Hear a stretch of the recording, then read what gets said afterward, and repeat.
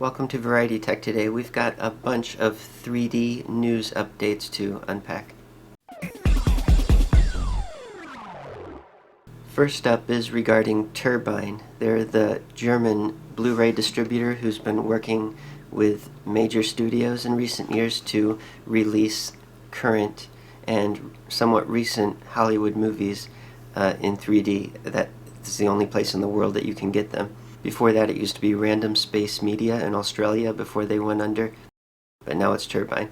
Well, anyway, with the recent shakeups with shipping and tariffs in the United States, they currently stopped shipping to the United States altogether.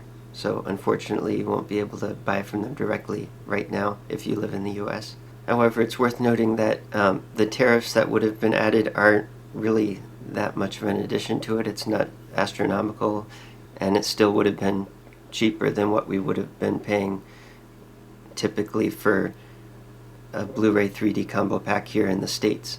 So they still have very good pricing. It's just the question of when they're going to sort out the shipping and resume it, which seems to be very much a temporary situation that will be sorted out. But regardless, when they do, you'll see they have released a bunch of movies in the meantime. They've been working at it hard, getting these licensing agreements for many recent popular films, and they even offer them in 3-packs where you save even more money. The one exception would be the Super Mario Brothers movie that has to be bought individually. Another company leading the charge in a different area would be 3D Film Archive. Of course, they're saving old 3D movies that are in danger of being lost from deterioration or simply not being able to find it. And they still got a bunch of work in the pipeline, newly restored movies coming out, and also past titles that are getting re-releases, but in newly restored versions and with additional 3D footage and extras. And they've got 2 brand new restorations. They've showed samples on their social media. They look great. One of notably is Money from Home, which is Dean Martin and Jerry Lewis, filmed in native 3D. This is slated to come out next year, but the restoration is well underway. And just a quick update on the Fandango at Home situation, formerly known as Vudu, where you could rent or buy 3D streaming movies in half-width side-by-side format, including a number of recent titles, some of which never got a Blu-ray 3D disc release. Well, in case you didn't get the memo, they did all of a sudden discontinue selling to new customers for most titles. I'm not sure why exactly. Maybe it just got too much of a headache for too small of an audience.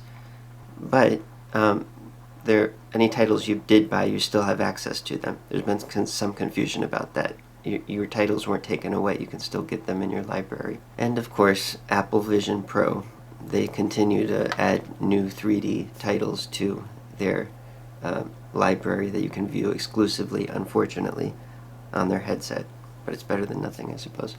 And hopefully once that library gets built up, they'll finally come to the logical conclusion that this can be shared on other platforms via some sort of device where they can benefit financially somehow. Perhaps a 3D streaming service or something like that. I know they really want to push their headset though, but some don't view that as a real alternative to a proper 3D setup. And speaking of Apple, the iPhone 17 is going to be coming out soon. It's supposed to be announced later this month, I believe. There have been some leaked images about the new designs, so I can't sort fact from fiction. We'll find out for sure this month. With the last model, iPhone 16, they improved the resolution in one eye of the 3D filming. If you recall, the first officially 3D compatible iPhone was 15, and one eye is noticeably lower than the other because it's using the wide angle lens and then cropping it to match for one of the eyes. And then the other eye is the highest quality. Well, anyway, with 16, they sort of fixed that by boosting the resolution of the wide angle lens so that when it crops, it supposedly matches better in that regard. But the focus, the depth of field, still does not match, especially the closer you get to a subject. And that doesn't appear to have been fixed with the 17. They're still sticking to their strategy of makeshifting this stereoscopic lens setup. And the iPhone 17 Air, which is supposed to be a obviously lighter version, from leaked images it appears to be a single lens, so this wouldn't obviously have spatial video.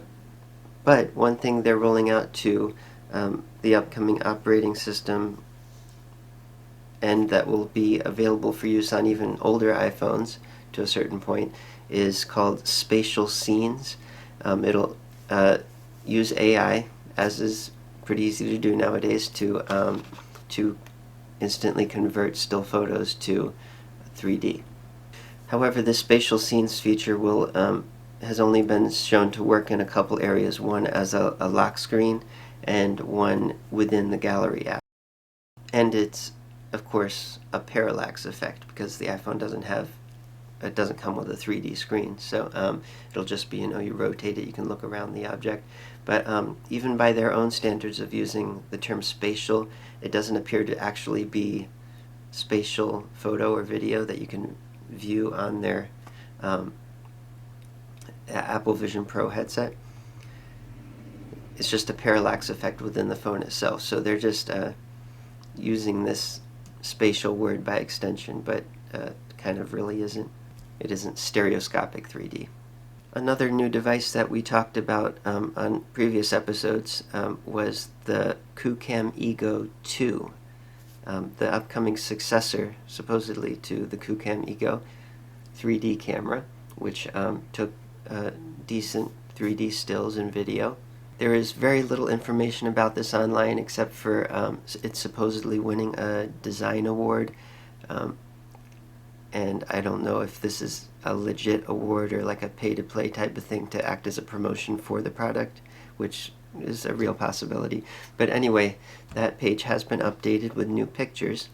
They look slightly different than the previous images, which were probably all just rendered in the computer. So I don't know if this is actually the physical prototype now, if they have one. Regardless, it is pretty similar and has the same features, which are very promising. Being able to have the option to switch between a wide interaxial and a narrow interaxial for far away and close-up, which is something 3D camera enthusiasts have wanted for decades, possibly generations.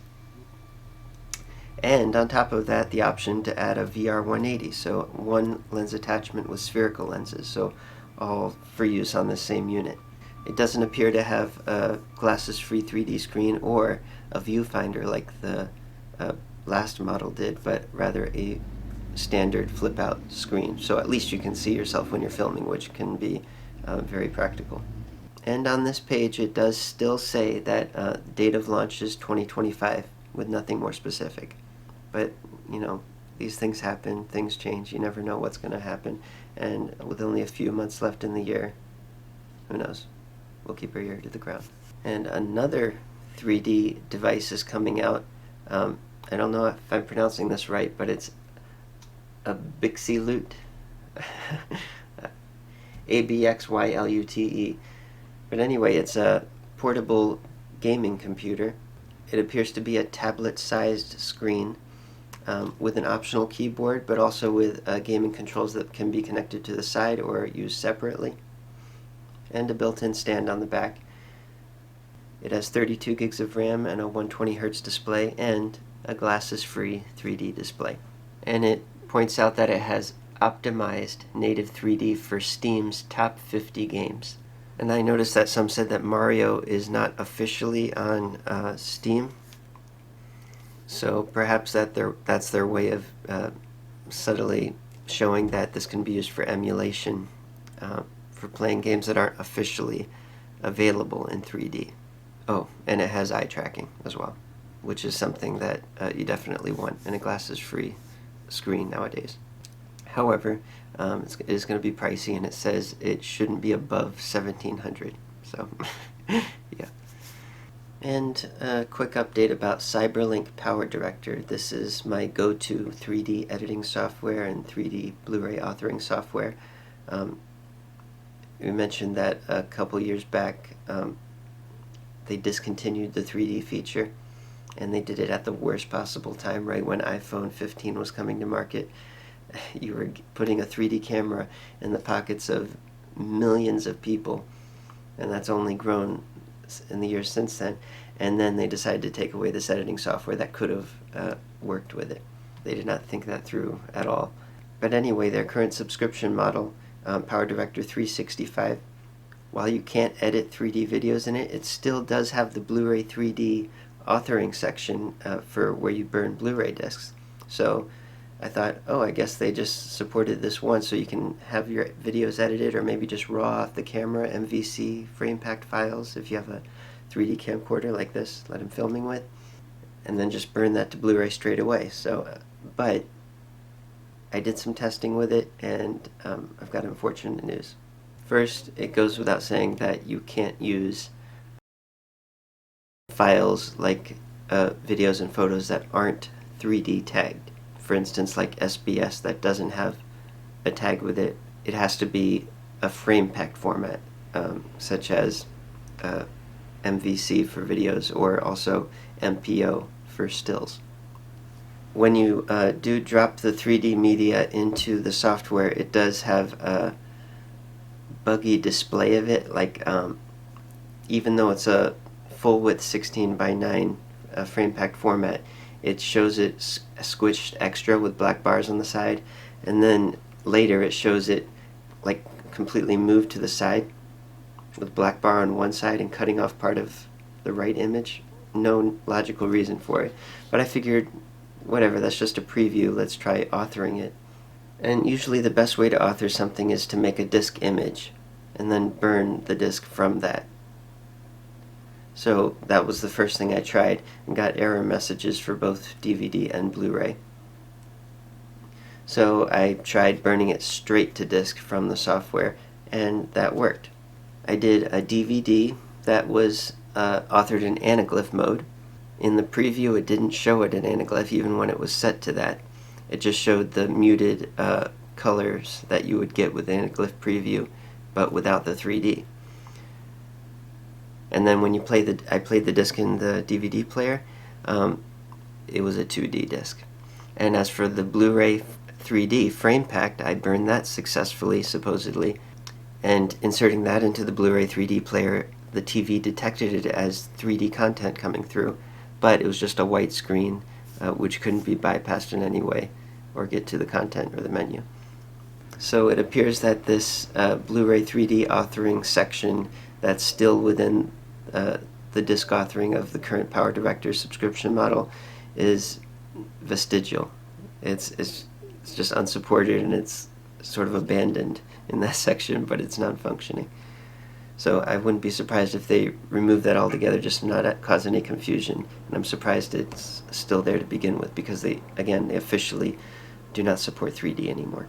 And one last piece of 3D news for today, which many 3D fans already know about, of course, is that Jaws, the original movie, was converted to 3D a few years back for theatrical re-release, and now again for the 50th anniversary it's back in theaters.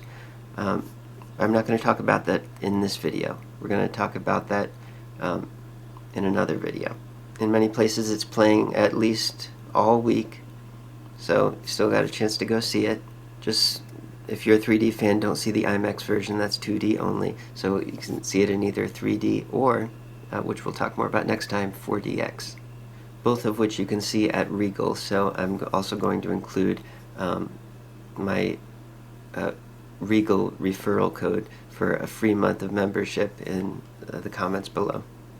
So stay tuned for that next episode. I'll see you next time.